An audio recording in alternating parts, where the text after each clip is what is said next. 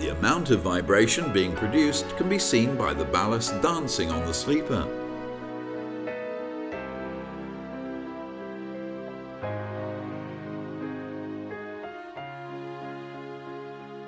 If you look carefully, you can also see the sleeper rising slightly as the ballast is compacted beneath it.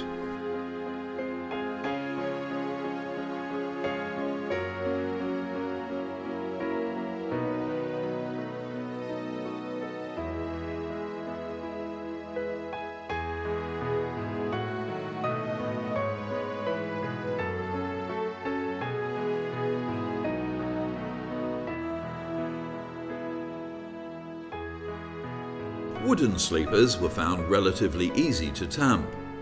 However, steel sleepers, which have always been in the form of an inverted channel several inches deep, concern the engineer in case the ballast doesn't fill them up.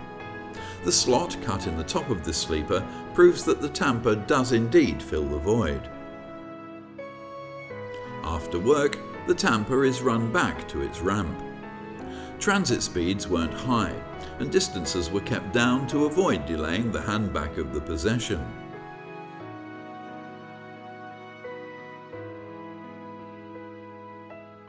The removal of the tamper from the track was filmed without a break and showed that it could be taken off the track and stowed in place in less than 1 minute from arrival at the platform.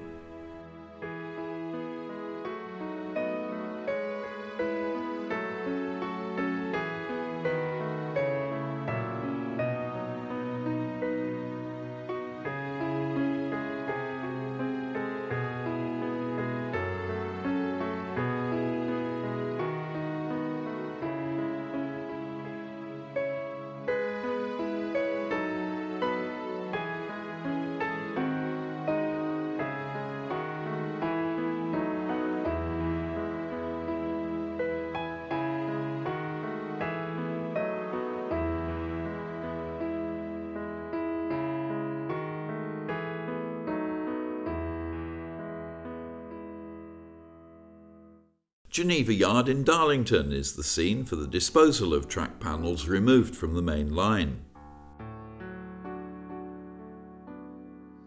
Old panels are delivered on the bogie flat where they'd been placed by crane number 1.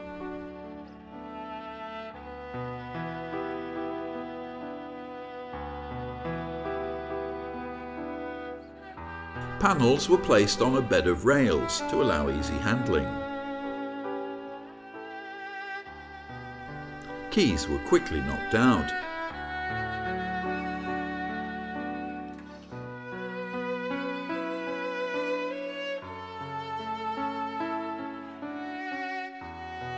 The key on the last sleeper had been driven in the opposite direction from the others.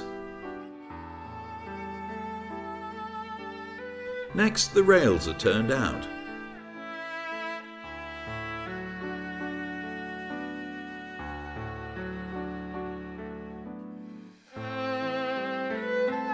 Sleepers were knocked to identify rotten ones, which were then marked.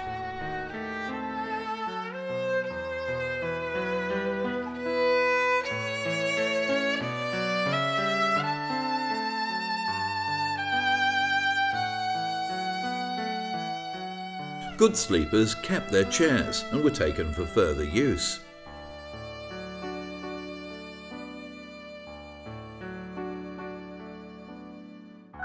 The reclaimed sleepers are being loaded onto a selection of wagons from any of 3 of the pre-nationalisation companies.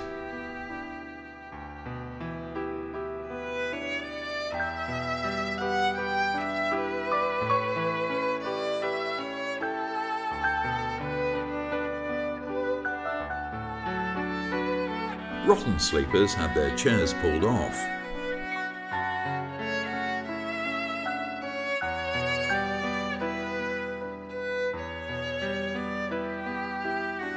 The rails went for scrap. It was probably their condition that brought about the renewal.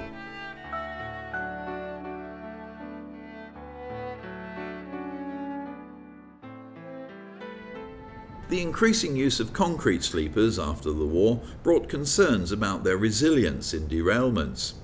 Trials were undertaken with new panels of AD pre-stressed sleepers and Daumac reinforced sleepers. To see exactly what would happen to the sleepers, a G5044 was derailed in this most spectacular test. A heavily laden bogie bolster was also used.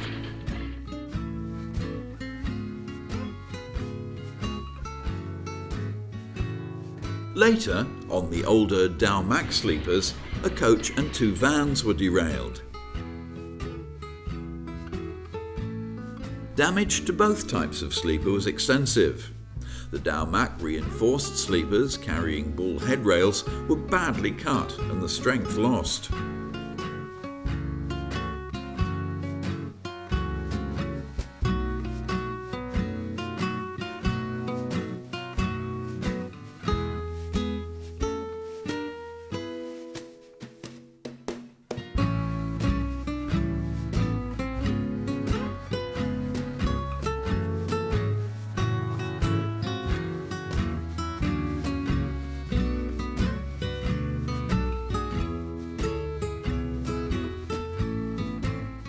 On the AD sleepers, with fastenings designed by AD, Arthur Dean of the Eastern region, the damage was extensive and the rails badly misaligned.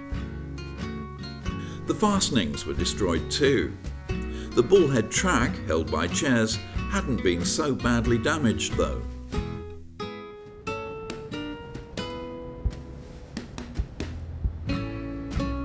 There was certainly no possibility of the track being straightened out even temporarily, pending renewal. It would have to be replaced before traffic could run again. Typically, with concrete sleepers, the fastenings were cast in and could not be replaced. Valuable lessons were learned. These trials, conducted on the old GN line at Ingro, demonstrate the railwayman's concern for safety. The stone ballasting film at the start of this programme originally finished to make that very point by showing one of the LNER's prestige trains. This is what their work was all about. Gannet, working the Silver Jubilee in 1938.